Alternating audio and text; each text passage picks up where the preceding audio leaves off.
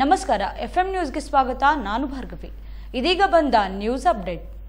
ಕೊಲ್ಹಾರ ಪಟ್ಟಣದಲ್ಲಿ Amanat minorities cooperative credit society 11ನೇ ವಾರ್ಷಿಕ ಸರ್ವಸಾಧಾರಣ ಸಭೆ ಜರುಗಿತು.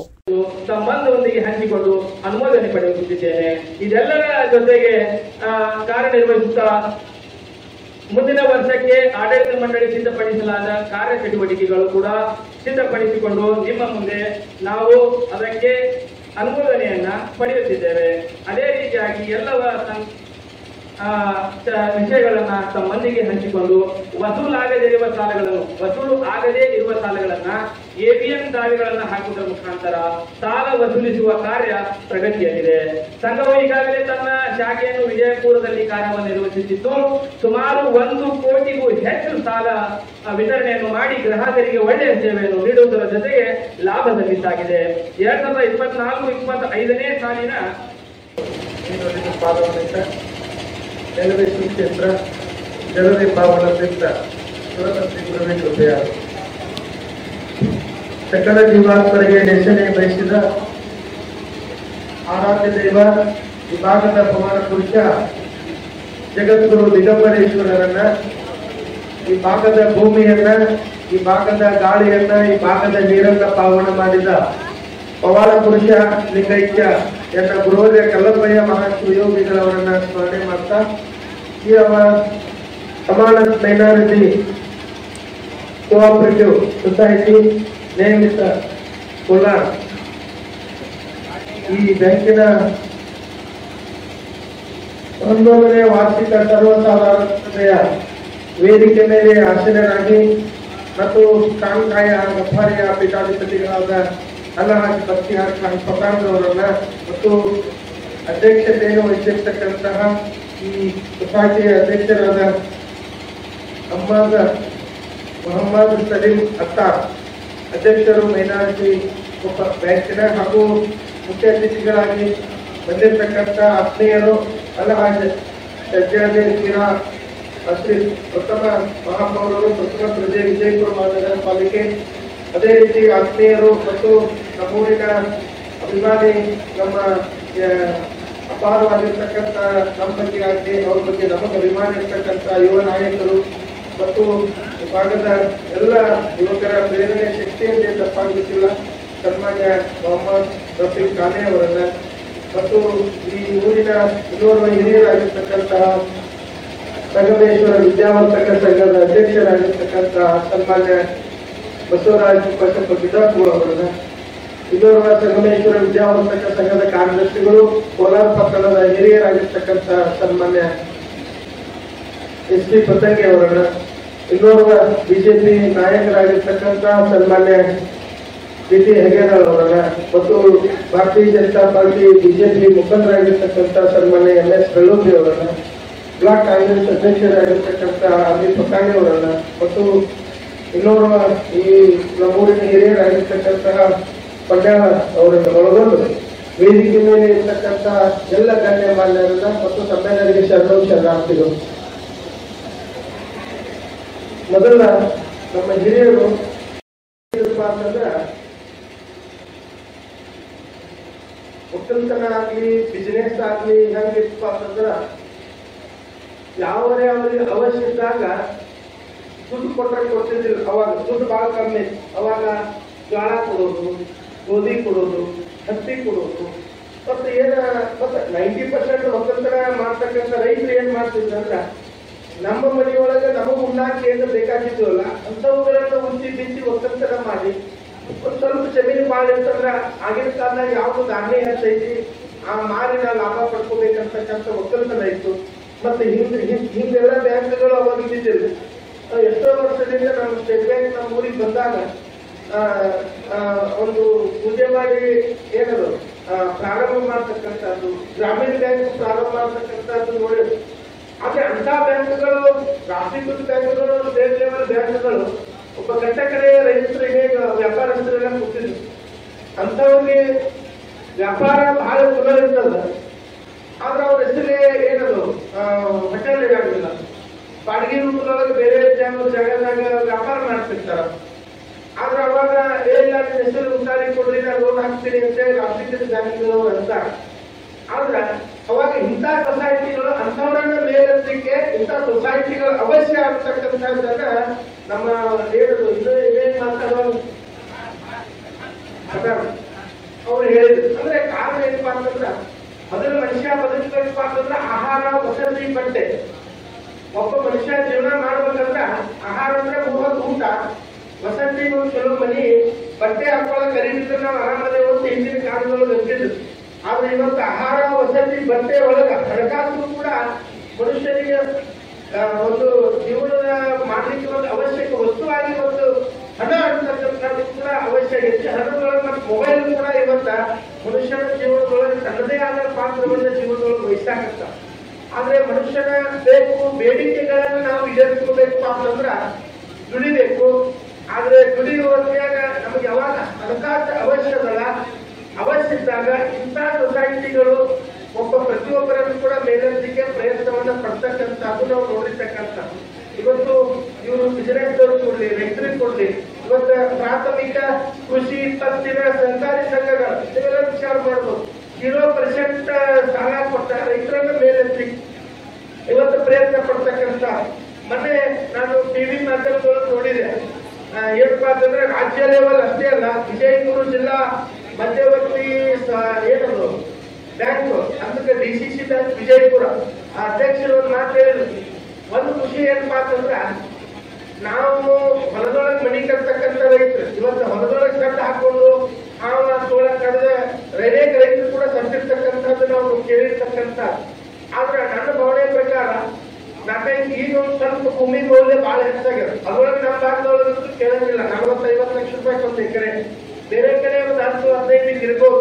ಆದ್ರೂ ಕೂಡ ಒಬ್ಬ ರೈತ ತನ್ನ ಹೊಲದೊಳಗ ಇವತ್ತ ಎಲ್ಲರೂ ಬ್ಯಾಂಕ್ಗಳ ಲೋನ್ ಕೊಡ್ತಾವ. ಹೆಂಗ ಲೋನ್ ಕೊಡ್ತಾವಪ್ಪ ಅಂತಂದ್ರೆ ಎಣ್ಣೆ ಆದ ಜಮೀನುಗಳೊಳಗೆ ನಾವು ಮನಿ ಕಟ್ಟೇವಂದ್ರೆ ಲೋನ್ಗಳನ್ನು ಕೊಡ್ತಿರ್ತಾರ.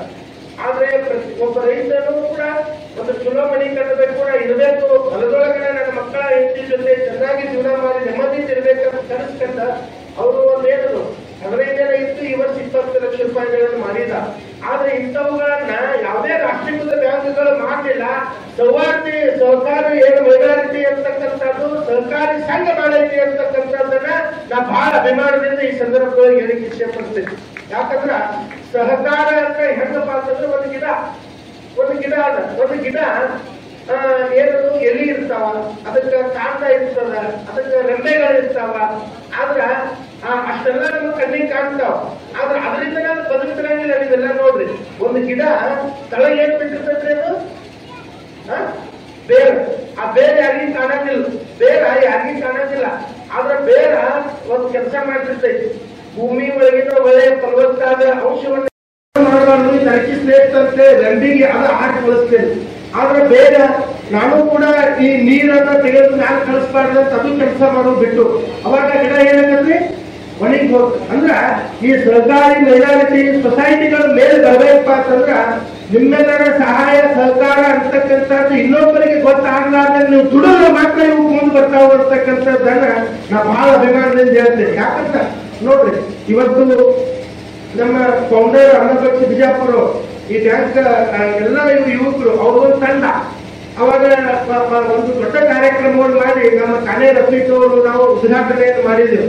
ಅವರು ಇಲ್ಲೇ ಮಾತನಾಡುವಾಗ ಹೇಳಿದ್ರು, ಇಲ್ಲಿ ಗುರುಗಳು ಇನ್ನೂ ಬ್ಯಾಂಕ್ ಬಹಳ ಬೆಳೀತದ ಮತ್ತು ನಿಮ್ಮ ಊರುಗಳಿಗೆ ಸಂಪತ್ತು ದುಡ್ಡು ಬಹಳ ಅದ ಅಂತಕ್ಕಂಥದ್ದನ್ನ ಕಾನೇ ರಫೀಕ್ ಅವರು ಕೂಡ ನಮ್ಮ ಜೊತೆ ಮಾತನಾಡುವಾಗ ಹೇಳಿದ್ರು. ಅಂದ್ರೆ ಇವತ್ತು ಅಲ್ಲಪಕ್ಷಿಯವರು ಅಧ್ಯಕ್ಷರಿದ್ರು, ಈಗ ಅಷ್ಟಾರೊಳಗೆ ಮತ್ತು ಮುಂದೊಂದು ದಿನ ಬೇರೆಯವರು ಆಗ್ತಾರೆ. ಅದಕ್ಕೆ ಸಹಕಾರಿ ಬ್ಯಾಂಕ್ಗಳು ಅಂತಕ್ಕಂಥ ಸಹಕಾರಿ ಬ್ಯಾಂಕ್ಗಳ ಅದರ ಉದ್ದೇಶ ಏನಪ್ಪಾ ಅಂತಂದ್ರೆ ಚುನಾವಣೆಗಳಿಂದ ಸರ್ವ ಸದಸ್ಯರನ್ನ ಚುನಾವಣೆಯಿಂದ ಪ್ರತಿನಿಧಿಗಳನ್ನಾಗಿ ಆಯ್ಕೆ ಮಾಡ್ತಕ್ಕಂಥದ್ದು. ಅದಕ್ಕೆ ನನ್ಗೊಂದು ಅಭಿಮಾನಪ್ಪ ಅಂತಂದ್ರೆ ನೀವು ಅವ್ರು ಮಾತನಾಡುವಾಗ ಬಹಳ ಚೆನ್ನಾಗಿ ಹೇಳಿದ್ರಿ.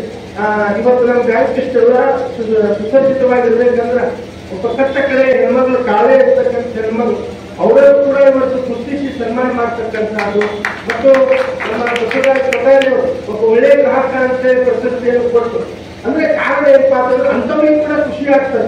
ನನ್ನ ಜೀವನದೊಳಗೆ ನಾನು ಕೂಡ ಎಲ್ಲಿಗಂತ ಹಾಕ್ಬಾರ್ದು, ಎಲ್ಲಿ ಕೂಡ ಚಟುವಟಿಕೆ ಆಗಬಾರ್ದು. ಇನ್ನೂ ಅಷ್ಟು ಪ್ರೇರಣೆ ಶಕ್ತಿಯನ್ನು ಕೊಟ್ಟು ಅಂಥವರನ್ನ ನೀವು ಗುರುತಿಸಿ ಮೇಲತ್ತಿಗೆ ಸ್ಫೂರ್ತಿದಾಯಕವಾಗಿರ್ತಕ್ಕಂಥ ಹೃದಯ ವೈಶಾಲ್ಯತೆ ಇರ್ತಕ್ಕಂಥ ಗ್ರಾಹಕರನ್ನು ಖುಷಿಯನ್ನು ಪಡಿಸಿದ್ದೀರಿ. ಮತ್ತೆ ಎಷ್ಟೋ 10 ಕೋಟಿ ರೂಪಾಯಿನ ಎಷ್ಟೋ ಕೋಟಿ FD ಕೂಡ ಐತಪ್ಪ ಅಂತಂದ್ರೆ ಇವತ್ತು ಅಂಥ FDಗಳು ಒಬ್ಬ ಕಟ್ಟ ಕಡೆ ಜನರು ದುಡಿದು ಬೆವರು ಸುರಿಸಿ ದುಡ್ಡನ್ನು ತಂದು ನೀವು ಬ್ಯಾಂಕ್ ಇಟ್ಟಿರ್ತಾರಪ್ಪ ಅಂದ್ರೆ ಅದರ ನಿಸ್ವಾರ್ಥ ಸೇವೆಯನ್ನು ದುಡಿದು ಅವರಿಗೆ ಕೂಡ ಕೊಡ್ತಕ್ಕಂಥದ್ದಾಗ್ಲಿ ಈ ಸರ್ವಸಾಧಾರಣ ಸಭೆ ಒಬ್ಬ ಕಟ್ಟ ಕಡೆ ಏನು ನಿಮ್ಮೆಲ್ಲರ ಸಹಾಯ ಸಹಕಾರದಿಂದ ಈ ಬ್ಯಾಂಕ್ ಉತ್ತರೋತ್ತರವಾಗಿ ದಿಗಂಬರೇಶ್ವರರು ಕಲ್ಲಪ್ಪಯ್ಯ ಮಹಾಶಿವಯೋಗಿಗಳ ಆಶೀರ್ವಾದದಿಂದ ಎಲ್ಲರಿಗೂ ಕೂಡ ಒಂದು ಒಳ್ಳೆಯದನ್ನು ಮಾಡಲಿ ಅಂತಕ್ಕಂಥ ಅಭಿಮಾನ ಮಾತನ್ನು ಹೇಳ್ತಾ ನಾನು ಇವತ್ತೇನಪ್ಪ ಅಂತಂದ್ರೆ ವಿಜಯದಶಮಿ ಘಟಸ್ಥಾಪನೆ 1ನೇ ದಿನ. ಈ 9 ದಿನಗಳು ಬಹಳ ಶ್ರೇಷ್ಠ ದಿನಗಳು ಅಂತಕ್ಕಂಥದ್ದನ್ನು ಭಗವದ್ಗೀತೆ ಒಳಗೆ ಕೃಷ್ಣ ಬರ್ಕೊಟ್ಟು ಹೋಗ್ತಾನೆ. ಈ 9 ದಿನಗಳ ಪರ್ಯಂತರವಾಗಿ ದೇವಿ ಆರಾಧನೆಯನ್ನ ಮಾಡತಕ್ಕಂಥದ್ದು ಸರ್ವಶ್ರೇಷ್ಠವಾಗಿರ್ತಕ್ಕಂಥ ದಿನದೊಳಗ ನೀವು ಇದ್ದೀರಿ. ಅದು ನೀವು ಗೊತ್ತೈತಿಲ್ಲೋ ಗೊತ್ತಿಲ್ಲ. ಅದಕ್ಕೆ ಅಲ್ಲಂಪ್ರಭುದೇವರು ಬರೀತಾ ಬೆಟ್ಟದ ನೆಲೆಕಾಯಿ ಸಮುದ್ರ ಒಳಗಿನ ಉಪ್ಪು ಎತ್ತನಿಂದೆತ್ತ ಸಂಬಂಧ ಒಯ್ಯ ಎನಗೂ ಎನ್ನ ಗುಹೇಶ್ವರ ಲಿಂಗಕ್ಕೂ ಎತ್ತನಿಂದೆತ್ತ ಸಂಬಂಧ ಒಯ್ಯ ಅಂತ ಹೇಳಿ ಹಂಗ ಈ ಜಗ್ಗಿ ಚುನಾವ ಕಾಲ ಬಂದೈತೆ ಅಂತ ಹೇಳಿದ್ರೆ ಒಳ್ಳೆ ಯೋಗ್ಯತೆ ನೀವು ಸರ್ವಸಾಧಾರಣ ಸಭೆಯನ್ನು ಇಟ್ಕೊಂಡಿರಿ. ಅದಕ್ಕೆ ಒಳ್ಳೆ ಗುಣ ನಿಸ್ವಾರ್ಥ ಸೇವೆಯಿಂದ ಈ ಬ್ಯಾಂಕನ್ನು ತಾವೆಲ್ಲ ಬೆಳೆಸ್ರಿ ಅಂತಕ್ಕಂಥ ಅಭಿಮಾನದ ಮಾತನ್ನ ಈ ಸಂದರ್ಭದಲ್ಲಿ ಹೇಳ್ತಾ ಪೂರ್ವ ಯೋಜಿತ ಬಾಗಲಕೋಟೆ ಕಾರ್ಯಕ್ರಮ ಇರುವುದರಿಂದ ನಾನು ಬೇರೆ ಕಡೆ ಹೋಗುವುದಿತ್ತು. ಆದರೂ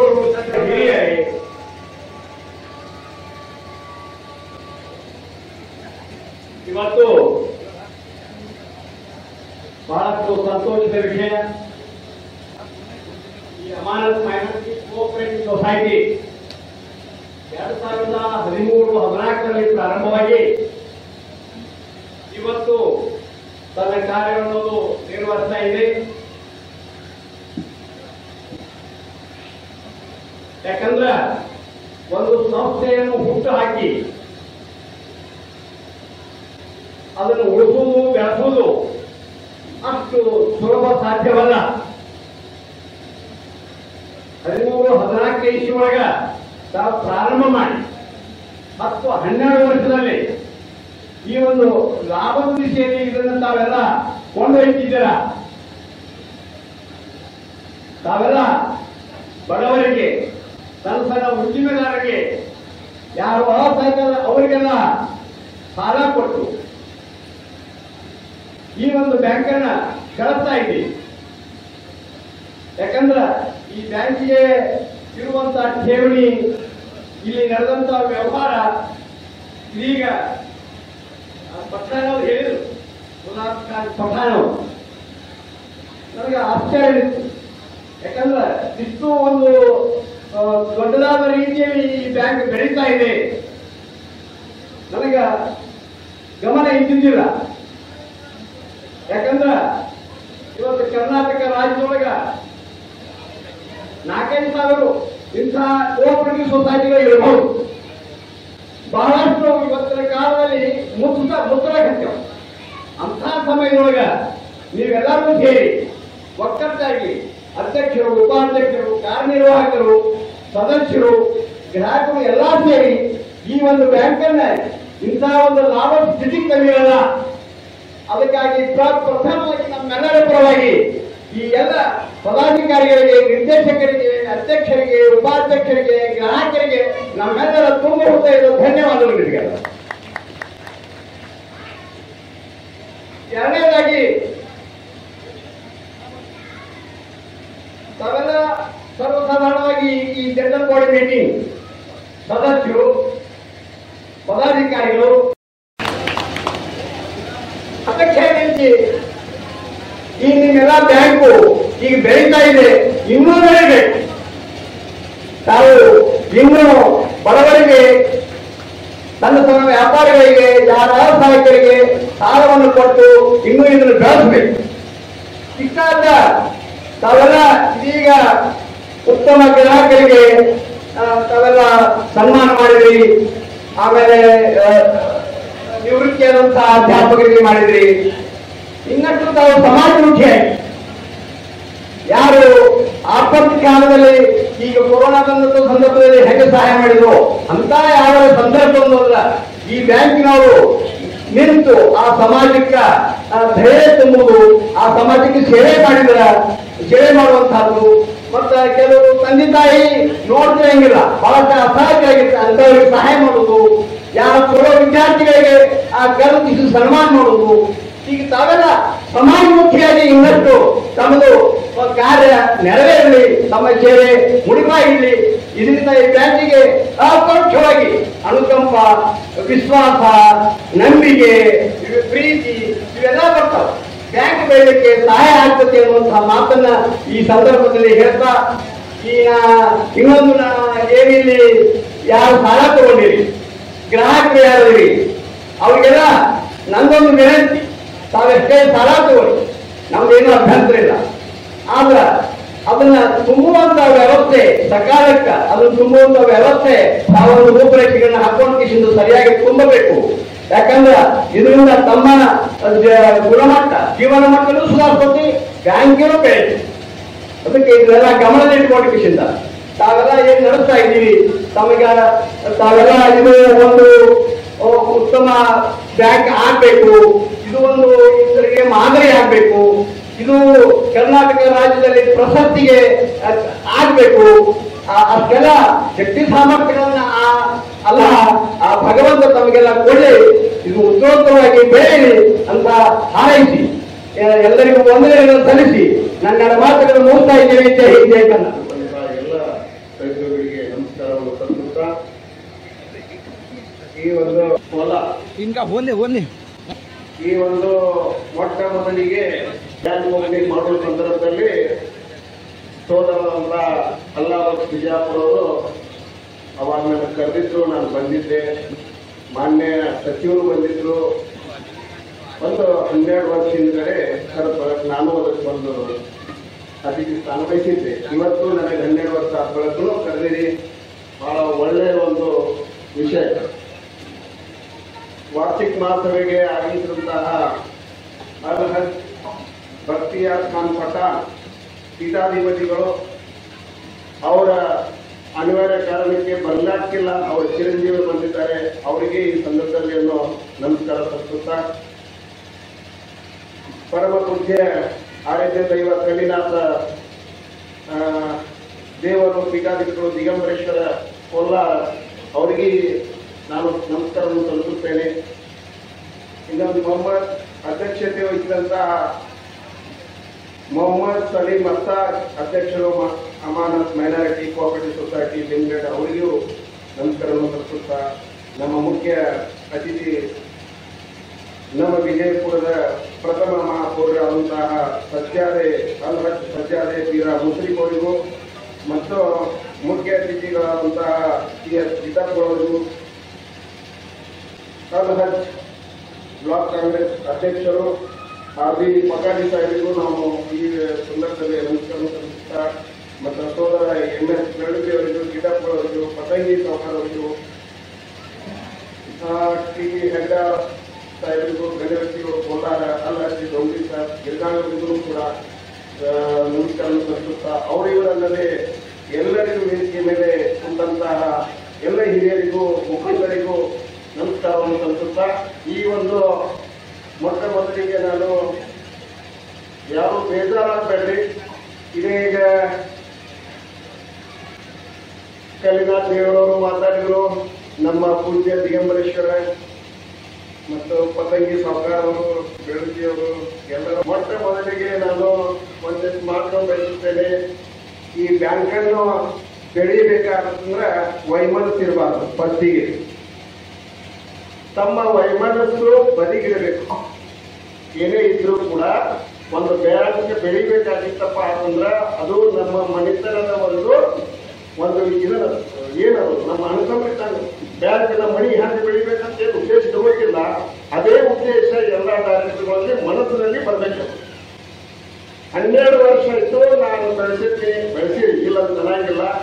ಆದರೆ ಈ ಒಂದು ರಾಜಕೀಯವಾಗಲಿ ಯಾವುದೇ ರಾಜಕೀಯ ಆಗಲಿ ಅದಕ್ಕೆ ಬದಿಗಿಡಬೇಕು. ಬದಿಗಿಟ್ಟು ನಮ್ಮ ಸಮಾಜ ಹೇಳ್ತಾರೆ, ಒಗ್ಗೂಡಿ ಕೆಲಸ ಮಾಡಿದ್ರೆ ಬ್ಯಾಂಕ್ ಯಾವಾಗಾದ್ರೂ ಸೇವಾ ಅಭಿವೃದ್ಧಿಯಲ್ಲಿ ಮುಂದೆ ಬೆಳಲಿಕ್ಕೆ ಸಾಧ್ಯ. ಇದನ್ನು ನಾನು ಹೇಳಲಿಕ್ಕೆ ಬಯಸ್ತೇನೆ. ಯಾಕಂತಂದ್ರೆ ನಮ್ಮ ಮಂತ್ರಿ ಒಳಗೆ ಎಲ್ಲೇ ಅಕ್ಕ ದುಃಖ ಒಂದು ದೊಡ್ಡ ಊರಿನಲ್ಲಿ ನಮ್ಮ ಮೈನಾರಿಟಿ ಬ್ಯಾಂಕ್ ಇರೋದು ಕಡಿಮೆ. ಹೊತ್ತಂಗಿ ಸಾವುಕಾರವರೇ, ನಮ್ಮಲ್ಲಿ ಇರುವುದು ಕಡಿಮೆ ಬ್ಯಾಂಕ್. ಮೈನಾರಿಟಿ ಬ್ಯಾಂಕ್ ಇರಬೇಕಾಗಿತ್ತಂದ್ರೆ ವ್ಯವಸಾಯಗಳು ನಮಗೆ ಇರುತ್ತಿರ್ತಾರೆ. ಇದಕ್ಕೆ ಎಲ್ಲರೂ ಈ ಬ್ಯಾಂಕ್ ಮಾಡಬಾರ್ದು, ಬಡ್ಡಿ ತಿನ್ನಬಾರ್ದು, ಅದನ್ನ ಮಾಡಬಾರ್ದು, ಇದನ್ನ ಮಾಡಬಾರ್ದು ಪರಿಸ್ಥಿತಿ ಇವತ್ತ ನಮ್ಮ ಬಡವರಿಗೆ ಲಗ್ನ ಬರ್ತದೆ, ಒಂದು ಉದ್ಯೋಗ ಮಾಡ್ಬೇಕಾಗಿರ್ತದೆ. ಮತ್ತೆ ಇನ್ನೊಂದು ಏನೂ ಇಲ್ಲ, ಅವರಿಗೆ ಮಕ್ಕಳಿಗೆ ಒಂದು ದವಾಖಾನೆ ತೋರಿಸಬೇಕಾಗಿರ್ತದೆ. ನಿಮ್ಮ ನ್ಯಾಷನಲೈಸ್ ಬ್ಯಾಂಕ್ನಾಗ ಯಾವ ಸಾಲ ಏನೋ ಹಣ ಇಟ್ಟರು ಕೂಡ ಕೊಡುವಂತ ಪರಿಸ್ಥಿತಿ ಇರುವುದಿಲ್ಲ. ಇವತ್ತು ನಮ್ಮ ಮೈನಾರಿಟಿ ಕೊಡಬೇಕಾದ್ರೆ ಒಂದು ಬೇರೆ ಉದ್ದೇಶ, ಗುರಿ ನಜರ್ಸಿ ಉದ್ದೇಶ ಇರ್ತಲ್ಲ, ಗುರಿ ನಜರ್ಸಿ ನಮ್ಮ ಮಂದಿಗೆ ನೋಡುವಂತ ಪರಿಸ್ಥಿತಿ ಇದೆ. ಇಂಥ ಸಂದರ್ಭದಲ್ಲಿ ಕೋಲಾರದಾಗ 10 ವರ್ಷನಾಗ ಇದನ್ನು ಬೆಳೆದುಕೊಂಡು ಬಂದಂತ ಫೌಂಡರ್ ಅಲ್ಲಾಹುದ್ದೀನ್, ನಮ್ಮ ಸಲೀಮಗಳಾಗಲಿ, ಇವರು ಎಲ್ಲರಿಗೂ ನಾನು ಈ ಸಂದರ್ಭದಲ್ಲಿ ಅವರಿಗೆ ಬಹಳ ಅವರಿಗೆ ಧನ್ಯವಾದ ಸಲ್ಲಿಸಿದ್ರು. ಕಡಿಮೆ ಅನಿಸ್ತದೆ ಅಂತ ಹೇಳಿ ನಾನು ಸಂದರ್ಭದಲ್ಲಿ ಆ ಮಾತನ್ನು ಹೇಳ್ತೀನಿ. ನಾನು ಇನ್ನೂ ಒಂದು ಏನಪ್ಪಾ ಅಂತಂದ್ರೆ, ಯಾವುದೇ ಏನೇ ಬ್ಯಾಂಕ್ ಇದನ್ನು ಬೆಳೆಸಬೇಕಾಗಿತ್ತಂದ್ರೆ ಊರ ಹಿರಿಯರನ್ನು ಬಹಳ ಇದಕ್ಕೆ ಸಾಥ್ ಕೊಡಬೇಕಾಗಿತ್ತು. ಏನಪ್ಪಾ ಅವ್ರು ಬ್ಯಾಂಕ್ ಮಾಡಾಕಂತಾರ, ಇದು ಮಾಡಂಗಿಲ್ಲ, ಅದನ್ನ ಮಾಡಂಗಿಲ್ಲ, ಅದೇನೂ ಬೇಡ. ಬ್ಯಾಂಕ್ ನಿಮಗೆ ಬೆಳಿಬೇಕಾಗಿತ್ತು.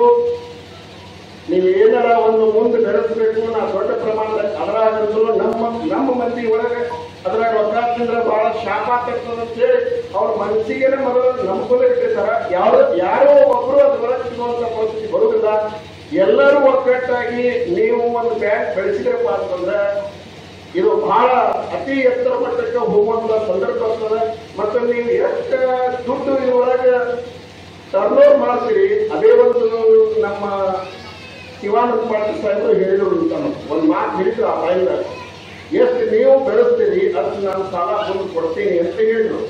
ಆದರೂ ಇಷ್ಟು ಬೆಳೆಸಿರಿ, ಅದರ ನಿರೀಕ್ಷೆ ಮೀರಿ ಇನ್ನ ಏನು ಬೆಳೆದಿಲ್ಲ. ಎಲ್ಲರೂ ಊರಿನ ಹಿರಿಯರಿಗೆ ಸಾಥ್ ತಗೊಂಡು ಯಾವುದೋ ಜಾತಿ ಮತ ಏನು ಅನ್ನದಾರನೇ ನೀವು ಬೆಳೆಸಿದ್ರೆ ಅದನ್ನೊಂದು ಒಳ್ಳೆಯದನ್ನುತ್ತದೆ ಅಂತ ಹೇಳಿ ಈ ಸಂದರ್ಭದಲ್ಲಿ ನಾನು ಹೇಳಲಿಕ್ಕೆ ಬಯಸ್ತೇನೆ. ಇನ್ನೊಂದು ಏನಪ್ಪಾ ಅಂತಂದ್ರೆ, ಒಂದು ಜಾತಿ ಗಣತಿ ಬಂದದ ಫಸ್ಟಿಗೆ ಅದು ಒಂದು ಹೇಳ್ಬೇಕಾಗಲ್ಲ, ಯಾರು ಏನು ಮಾಡ್ಕೋಬೇಡಿ. ಜಾತಿ ಗಣತಿ ಬಹಳ ಮುಖ್ಯದ. ಇವತ್ತು ನೀವು ಏನು ಬಂದದಲ್ಲ ಅದು ನಮಗೆ ಒಬ್ಬರಿಗೆ ಅಲ್ಲ, ಎಲ್ಲರಿಗೆ ಬಂದದ.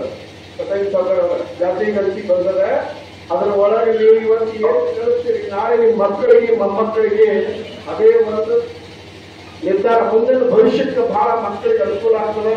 ಎಲ್ಲರೂ ಈ ಬ್ಯಾಂಕಿನ ವತಿಯಿಂದ ನಾನು ಹೇಳುದು, ಈ ಬ್ಯಾಂಕಿನ ವತಿಯಿಂದ ನೀವು ಹ್ಯಾಂಗ ಬ್ಯಾಂಕ್ ಬೆಳೆಸ್ಲಕ್ಕೆ ಹೋಗಾಕತ್ತೀರಿ ಅದು ಒಂದು ಅವೇರ್ನೆಸ್ ಮಾಡಬೇಕಾಗಿ ನಾನು ಕೇಳ್ಕೊಳ್ತೀನಿ ಎಲ್ಲರಿಗೆ. ಇದು ಎಲ್ಲರಿಗೆ ಒಂದು.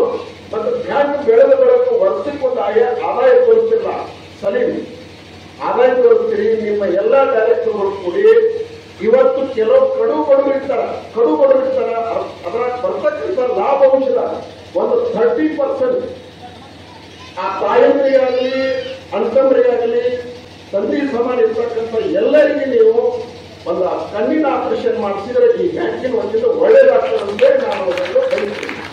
ಇದು ಎಲ್ಲರಿಗೆ ಡೈರೆಕ್ಟರ್ಗಳಿಗೆ ಸಂಬಂಧಪಡ್ತದೆ. ಇದನ್ನು ನೀವೇ ಮಕ್ಕಳಾಗಿ ನಿಮಗೆ ಅವರು ಆಶೀರ್ವಾದ ಮಾಡ್ತಾರ.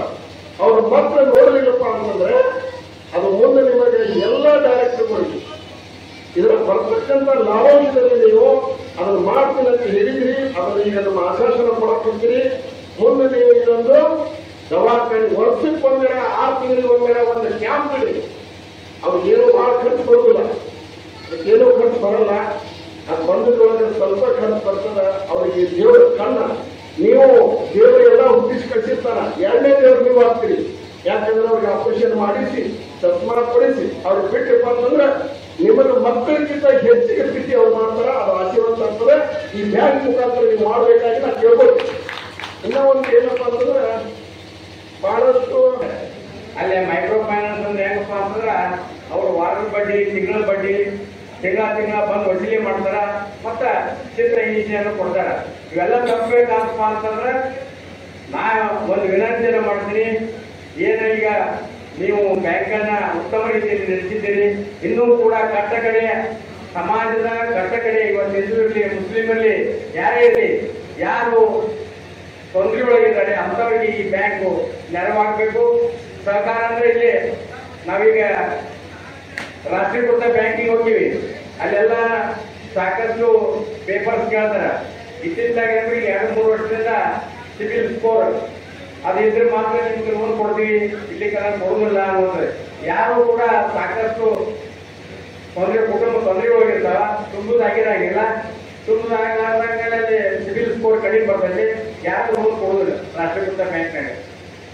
ಈ ಸಹಕಾರಿ ಬ್ಯಾಂಕ್ನಲ್ಲಿ ಇವೆಲ್ಲವನ್ನ ಗಣನೆಗೆ ತೆಗೆದುಕೊಂಡು ಏನಾದರೂ ಮಾಡಿ ಆ ಕುಟುಂಬವನ್ನು ನಾವು ಸರಿ ಮಾಡಿಕೊಂಡು ಮೇಲೆ ಹತ್ತಬೇಕು, ಸಮಾಜದ ಕಟ್ಟಕಡೆಯ ಮನುಷ್ಯರನ್ನು ಮೇಲೆ ಹತ್ತಬೇಕಂತೇಳಿ ಸರ್ಕಾರದೊಂದಿಗೆ ಅವರೇನು ಕಡಿಮೆ ಆಗಿದ್ರು ಕೂಡ ಅವರಿಗೆ ಮತ್ತೊಂದು ಚಾನ್ಸ್ ಕೊಟ್ಟು ಲೋನ್ ಕೊಡುವಂತ ವ್ಯವಸ್ಥೆ ಸರ್ಕಾರಿ ಬ್ಯಾಂಕ್ ಇರ್ತದೆ. ಅದಕ್ಕೆ ತಮ್ಮ ಬ್ಯಾಂಕು ಇನ್ನೂ ಹೆಚ್ಚಿನ ಅನುಕೂಲತೆಗಳನ್ನ ಈ ಸಮಾಜಕ್ಕೆ ಕಟ್ಟಕಡೆ ಮನುಷ್ಯನಿಗೆ ಮಾಡಬೇಕು. ಇದೀಗ ನಮ್ಮ ಪತಂಗಿಯವರು ಹೇಳಿದ್ರು, ನೀವು ಇನ್ನಷ್ಟು ಯಾರು ಅಥವಾ ವೃದ್ಧಾಪ್ಯ ವ್ಯವಸ್ಥೆಯಲ್ಲಿ ತಾವು ತಂದೆ ತಾಯಿ ನೋಡ್ತಿರಂಗಿಲ್ಲ ಅಂತ ವೃದ್ಧಾಶ್ರಮ ಯಾರು ಹೋಗಿರ್ತಾರ ಅಂತವ್ರಿಗೆ ಮತ್ತು ಯಾರು ಬಡ ಕುಟುಂಬದಲ್ಲಿ ಜನಿಸಿ ಒಳ್ಳೆಯ ವಿದ್ಯಾರ್ಥಿಗಳಾಗಿ ಎಜುಕೇಶನ್ಗೆ ಈ ಬ್ಯಾಂಕ್ ನೆರವಾಗಬೇಕು ಅನ್ನುವಂಥ ವಿಚಾರವನ್ನ ಬಹಳ ಮಾಡಬೇಕಾಗಿದ್ರು.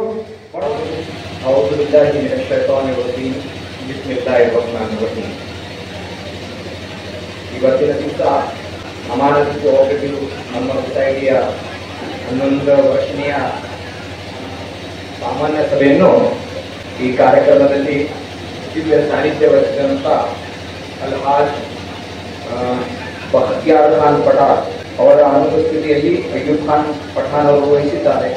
ಅವರಿಗೂ ಕೂಡ ನಾನು ಅಲ್ಲಾಹನ ಸಲಾಮಗಳನ್ನು ಅರ್ಪಿಸುತ್ತೇನೆ. ಹಾಗೂ ನಮ್ಮ ಊರಿನ ಮಠ ಆದಂಥ ಕಲೀನಾಥ ದೇವರು ಅವರು ಕೂಡ ಯಾವುದೇ ಕೆಲಸಕ್ಕಾಗಿ ಹೊರಗಡೆ ಹೋಗಿದ್ದಾರೆ, ಅವರು ಕೂಡ ನಾನು ಅಲ್ಲಾಹನ ಸಲಾಮವನ್ನು ಅರ್ಪಿಸುತ್ತೇನೆ. ಹಾಗೂ ಅದೇ ರೀತಿಯಾಗಿ ಈಗ ನಮ್ಮ ಕಾರ್ಯಕ್ರಮದಲ್ಲಿ ಮುಖ್ಯ ಅತಿಥಿಯಾಗಿ ಆಗಮಿಸಿದ್ದಾರೆ. ಯಾರಪ್ಪ ಅಂತ ಹೇಳಿದ್ರೆ, ಬಿಜಾಪುರ ಒಂದು ಸಿಟಿ ಇದೆ.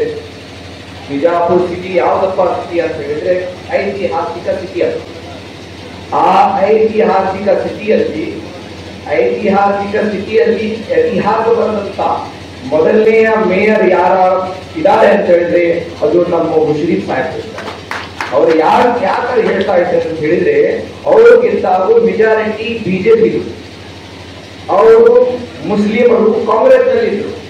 ಅವರು ನಾಯಕತ್ವದ ಹಿಂಗಿದೆ ಅಂತ ಹೇಳಿದ್ರೆ ಎಲ್ಲ ಬಿಜೆಪಿಯವರು ಕೂಡ ಎಲ್ಲ ಕಾಂಗ್ರೆಸ್ ಕೂಡ ಅವಿರೋಧವಾಗಿ ಇತಿಹಾಸ ಬರೆದು ನಮ್ಮ ಮುಷರೀಫ್ ಸಾಹೇಬರಿಗೆ ಮೊದಲನೆಯ ಮೇಯರ್ ಮಾಡಿದ್ದಾರೆ. ಅವರಿಗೆ ತುಂಬಾ ಹೊತ್ತಿನಿಂದ ನಾನು ಧನ್ಯವಾದಗಳನ್ನು ಹೇಳುತ್ತೇನೆ. ಹಾಗೂ ಈ ಸಂದರ್ಭದಲ್ಲಿ ಅವ್ರಿಗೂ ಕೂಡ ಸಲಾಮಗಳನ್ನು ಅರ್ಪಿಸುತ್ತೇನೆ. ಅದೇ ತರ ನಮ್ಮ ಮಾರ್ಮಿಕವಾಗಿ ನಮ್ಗೆ ಮಾರ್ಗದರ್ಶನ ಕೂಡ ಕೊಟ್ಟಿದ್ದಾರೆ ರಫೀಕ್ ಸಾಹೇಬ್ ಕಾಣೆ ಅವರು ನಿಜವಾದ ನಮ್ಗೆ ಮಾರ್ಗದರ್ಶಕರು. ಏನೇ ಇದ್ರು ಫೋನ್ ನಲ್ಲಿ ನಮ್ಗೆ ಮಾರ್ಗದರ್ಶನ ಮಾಡ್ತಾರೆ. ಈಗವಾಗ ನನಗೆ ಏನು ಹೇಳಿದವರು, ಅವಾಗ ಇನ್ವಿಟೇಷನ್ ಕೊಡುವಾಗ ಬಹಳಷ್ಟು ಮಾತುಗಳನ್ನು ನಮ್ಗೆ ಹೇಳಿದ್ರು. ನೀವು ಈ ತರ ಮಾಡ್ಬೇಕು, ಈ ತರ ಇದೊಂದು ಮಾತು ನಮ್ಗೆ ಇಲ್ಲಿ ನಾವು ಹಿರಿಯರಲ್ಲಿ ಹೇಳಕ್ಕೆ ಇಷ್ಟಪಡ್ತಾ ಇದ್ದೀನಿ. ಏನಪ್ಪಾ ಕಾಣೆ ಸಾಹೇಬರು ನಮ್ಗೆ ಏನ್ ಹೇಳಿದ್ರು, ನಿಮ್ಮ ಊರಿನಲ್ಲಿ ಹಿಂದೂ ಮುಸ್ಲಿಂ ಬಾಂಧವ್ಯ ನೀವು ಇರ್ಬೇಕಂತ ಹೇಳಿದ್ರೆ ನಾಳೆ ಮಾನವಿ ಬರ್ತಾ ಇದೆ, ನಿಮ್ ಬ್ಯಾಂಕ್ ವತಿಯಿಂದ ಅಲ್ಲಿ ಏನಾದ್ರೂ ಕಾರ್ಯಕ್ರಮ ಮಾಡ್ರಿ. ಅಲ್ಲಿ ಏನ್ ಕಾರ್ಯಕ್ರಮ ಮಾಡ್ರಿ ಅಂದ್ರೆ ರಂಗೋಲಿ ಸ್ಪರ್ಧೆ ನಿಮ್ ಬ್ಯಾಂಕ್ ವತಿಯಿಂದ ಹೇಳ್ರಿ. ಹಿಂದೂ ಮುಸ್ಲಿಂ ಒಗ್ಗಟ್ಟು ಆಗತ್ತದೆ ಅಂತ ನಮ್ಗೆ ಯಾರು ಹೇಳಿದರೆ ಅದು ನಮ್ಮ ಕಾಣೆ ರಫೀಕ್ ಸಾಹೇಬರು. ಬಂಧುಗಳೇ, ಕಾಣೆ ರಫೀಕ್ ಸಾಹೇಬರು ನೀವು ಫ್ಯಾಕ್ಟ್ರಿನಲ್ಲಿ ಹೋದ್ರೆ ಯಾವ ತರ ಪಾಠ ನಡೀತದೆ, ಅಲ್ಲಿ ಕೂಡ ಪ್ರವಚನ ಕೂಡ ಅಲ್ಲಿ, ಪೂಜೆ ಪಾಠ ಕೂಡ ಅಲ್ಲಿ ನಡೀತದೆ. ಅವರು ಯಾವ್ದಾರ ಅಂತ ಹೇಳಿದ್ರೆ, ಮನಸ್ಸು ಹಿಂದೂ ಇದ್ರೆ ದೇಹ ಮುಸ್ಲಿಂ ಇದ್ರೆ ಮನಸ್ಸು ಹಿಂದೂ ಇದೆ. ಒಂದು ಶರೀರದಲ್ಲಿ ಒಂದು ಕಣ್ಣಿಗೆ ಯಾವ ತರ 2 ಕಣ್ಣದಾವೆ, ಅವರಿಗೆ ದೇಹದಲ್ಲಿ ಮುಸ್ಲಿಂ ಹಿಂದೂ ಜನಾಂಗಗಳು ಕೂಡ ಅಷ್ಟು ಪ್ರೀತಿ ಮಾಡ್ತಾರೆ. ಮತ್ತು ಮಮದಾಪುರದಲ್ಲಿ ಅವರು ನಾಯಕತ್ವದ ಹಿಂಗಿದೆ ಅಂತ ಹೇಳಿದ್ರೆ ಅವ್ರು ಬೇಕಾದಾಗೆ ಬಿಜೆಪಿ ಕೂಡ ಗೆದ್ದು ತೋರಿಸಿದ್ರು, ಅವ್ರು ಬೇಕಾದಾಗೆ ಕಾಂಗ್ರೆಸ್ ಕೂಡ ಗೆದ್ದು ತೋರಿಸಿದ್ರು. ಅಷ್ಟೇ ಅಲ್ಲ, ಅಲ್ಲಿ ಬಿಜಾಪುರಕ್ಕೆ ಹೋಗಿ ₹1 ಇಟ್ಟದರೆ ಆ ದೇವರ ಸಾಕ್ಷಿಯಾಗಿ ಹೇಳ್ತಾ ಇದೆ ಬಂಧುಗಳೇ, ಆ ಅಮಾನತದಲ್ಲಿ ಖಯಾನತ್ ಮಾಡುವ ನನ್ನ ಆ ರಕ್ತದಲ್ಲಿ ಎಲ್ಲ ಬಂಧುಗಳೇ, ನಾನು ಸತತವಾಗಿ ಪ್ರಾಮಾಣಿಕರಿಂದ ತಮ್ಮೆಲ್ಲರ ಕೆಲಸ ಮಾಡುತ್ತೇನೆ. ಹೀಗೆ ಇದೆ. ಎಲ್ಲರೂ ನಮ್ಗೆ ಹೇಳಿದ್ರು ನಿಮ್ಮಲ್ಲಿ ಭಿನ್ನಾಭಿಪ್ರಾಯ ಇದ್ದೇವೆ, ನಾನು ಸ್ವಚ್ಛ ಮನಸ್ಸಿನಿಂದ ಹೇಳ್ತಾ ಇದ್ದೇನೆ, ನಮ್ಮಲ್ಲಿ ಯಾವುದು ಭಿನ್ನಾಭಿಪ್ರಾಯಗಳು ನಾವು ನಮ್ಮ ಸಿಬ್ಬಂದಿಗಳಲ್ಲಿ ಆಗಲಿ ನಮ್ಮ ಡೈರೆಕ್ಟರ್ಗಳಲ್ಲಾಗ್ಲಿ ಯಾವುದಂತ ಇರಲಾರದಂತ ಮುಂದಿನ ದಿನಮಾನಗಳಲ್ಲಿ ನಿಮಗೆ ಅಂತದೇನಾರ ವಿಚಾರವಿದ್ದರೆ ನಮ್ಮ ಷೇರು ಹೋಲ್ಡರ್ಗಳಿಗಾಗಿ 25 ಲಕ್ಷ ರೂಪಾಯಿ ಲೋನ್ ಕೊಡುವಂತಹ ವ್ಯವಸ್ಥೆ ಕೂಡ ನಾವಿಲ್ಲಿ ನಿಮ್ಮಂತೆ ಹೇಳ್ತಾ ಇದ್ದೇನೆ ಬಂಧುಗಳೇ. ಹೇಳಕ್ಕೆ ಬಹಳಷ್ಟಿದೆ, ಆದರೆ ನನಗಿದು ಸೌಭಾಗ್ಯ ಅಂತ ನಾನು ಹೇಳ್ತಾ ಇದ್ದೇನೆ. ಈ ಅಧ್ಯಕ್ಷ ಸ್ಥಾನಕ್ಕೆ ನಾನು ಕುಂದರಬೇಕಂತ ನನ್ನ ಆಸೆ ಇಲ್ಲ, ನಾನು ಯಾವಾಗಲೂ ವಿಚಾರ ಮಾಡಿಲ್ಲ ಅಧಿಕಾರಕ್ಕೆ ಬಂದು. ಆದರೆ ಈ ಅಮಾನತಿನಲ್ಲಿ ನಾನು ಮಾಡಿರುವ ಪ್ರೀತಿ, ತಮ್ಮೆಲ್ಲರ ಪ್ರೀತಿ, ಈ ಅಮಾನತಿನಲ್ಲಿ ಇರುವಂತಹ ಪ್ರೀತಿನೇ ಕೂಡ ತಮ್ಮೆಲ್ಲರ ಆಶೀರ್ವಾದದಿಂದ ನನಗೆಲ್ಲರೂ ಆಶೀರ್ವಾದ ಮಾಡಿದ್ದಾರೆ ಬಂಧುಗಳು. ಯಾರು ಆಶೀರ್ವಾದ ಮಾಡಿಲ್ಲ ಅಂತ ಹೇಳಿಲ್ಲ. ನನ್ನ 2 ಅವಧಿಯಲ್ಲಿ ಅವಿರೋಧವಾಗಿ ಆಯ್ಕೆ ಮಾಡಿ ನನಗೆ ಎಲ್ಲರೂ ಸಪೋರ್ಟ್ ಮಾಡಿದ್ದಾರೆ. ನಾ ಎಲ್ಲರಿಗೂ ತುಂಬ ಹೃದಯದಿಂದ ಧನ್ಯವಾದಗಳನ್ನು ಹೇಳ್ತಾ ಇದ್ದೀನಿ. ಅವರು ಕೂಡ ಶುಕ್ರಿಯಾ ಕೂಡ ಹೇಳ್ತಾ ಇದ್ದೀನಿ. ನನಗೆ ಕನ್ನಡ ಮಾತನಾಡಲಿಕ್ಕೆ ಸ್ವಲ್ಪ ಕಷ್ಟ ಆಗ್ತಾ ಇದ್ದೇನೆ, ಯಾಕಂತ ಕೇಳಿದ್ರೆ ನಾವು ಉರ್ದು ಭಾಷಣಕಾರರು. ಆದ್ರೂ ಕೂಡ ಎಲ್ಲರೂ ಕನ್ನಡದಲ್ಲಿ ಮಾತಾಡ್ತಾ ಇದ್ರು. ನಮಗೆ ಬೆಳೆಯಲಿ ಎಂದು ನಾನು ಹಾರೈಸುತ್ತಾ ನನಗೆ ಮಾತನಾಡಲಿಕ್ಕೆ ಅವಕಾಶ ಕೊಟ್ಟ ಎಲ್ಲ ಹಿರಿಯರನ್ನು ವಂದಿಸಿ ನನ್ನ ಭಾಷಣಕ್ಕೆ ವಿರಾಮ.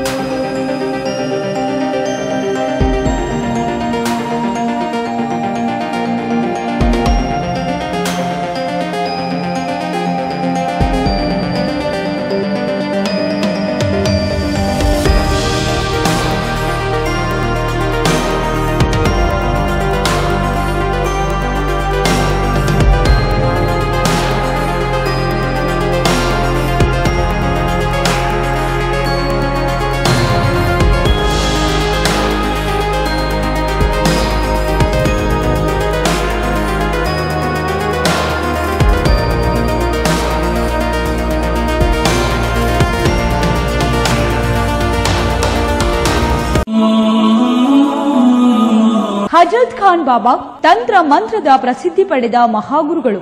ವಿಜಯಪುರ ನಗರದ ಶ್ರೇಷ್ಠ ಹೆಸರುವಾಸಿಯಾದ ಹಜರತ್ ಖಾನ್ ಬಾಬಾ ನಿಮ್ಮ ಪ್ರತಿಯೊಂದು ಸಮಸ್ಯೆಗಳ ಬಗ್ಗೆ ಖಾತ್ರಿ ಹಾಗೂ ಸಮಾಧಾನ ಪಡೆಯಿರಿ. ಹಜರತ್ ಖಾನ್ ಬಾಬಾ ವಿಜಯಪುರ ನಗರದಲ್ಲಿ ಕಳೆದ 20 ವರ್ಷಗಳಿಂದ ತಮ್ಮ ಸ್ವಂತ ಮನೆ ವಿಳಾಸದಲ್ಲಿದ್ದು ಸಾರ್ವಜನಿಕರ ವೈಯಕ್ತಿಕ ಸಮಸ್ಯೆ ದೋಷಗಳನ್ನ ಪರಿಹಾರ ಮಾಡುತ್ತಿದ್ದಾರೆ. ಹಜರತ್ ಖಾನ್ ಬಾಬಾ ಸಂತೋಷದ ಸುದ್ದಿ ಕೇಳಿ ಆನಂದ ಆಗಬಹುದು. ಇವರು ಪಿಶಾಚಿ ಮತ್ತು ಭೂತದ ಕಾಟ ಮಾಟ ಮಾಡಿದ್ದು ತೆಗೆಯುತ್ತಾರೆ ಮತ್ತು ಬಹಳ ಕಾಲ ಮಕ್ಕಳಾಗದಿದ್ದರೆ ಹಾಗೂ ದಮ್ಮು, ಹೊಟ್ಟೆ ನೋವು, ಹೆಣ್ಣು ಮಕ್ಕಳ ತೊಂದರೆಗಳು, ಕಾಮಣಿ, ಇಸುಬು ಇವರ ಔಷಧ ಹಾಗೂ ಮಂತ್ರಶಕ್ತಿ, ದಿವ್ಯ ಶಕ್ತಿಯಿಂದ ಹಜರತ್ ಖಾನ್ ಬಾಬಾ ಇವರು ಆರೋಗ್ಯ ಚಿಕಿತ್ಸೆ ನೀಡಿ ನಿಮ್ಮ ಕಷ್ಟ ನೋವುಗಳನ್ನ ದೂರ ಮಾಡಿಕೊಡುತ್ತಾರೆ. ನಿಮ್ಮ ಸಮಸ್ಯೆಗಳಾದ ಮನಸ್ಸಿನ ಇಚ್ಛೆ, ಪ್ರೇಮ ವಿವಾಹ ಸಮಸ್ಯೆ, ನೌಕರಿ ಸಮಸ್ಯೆ, ಪತಿ ಪತ್ನಿಯರ ಸಮಸ್ಯೆ, ಆಸ್ತಿ ವಿಚಾರ, ಮಾಟ ಮಂತ್ರದ ಬಗ್ಗೆ, ಆರೋಗ್ಯ ತೊಂದರೆ, ಗುಪ್ತ ರೋಗಗಳು, ಶತ್ರು ಕಾಟ, ಉದ್ಯೋಗ ಸಮಸ್ಯೆ, ಗೃಹ ಸಮಸ್ಯೆ, ಕೋರ್ಟ್ ವಿಚಾರ, ಸಾಲಬಾಧೆ, ಧನ ಸಂಪತ್ತು ಪ್ರಾಪ್ತಿ ಬಗ್ಗೆ,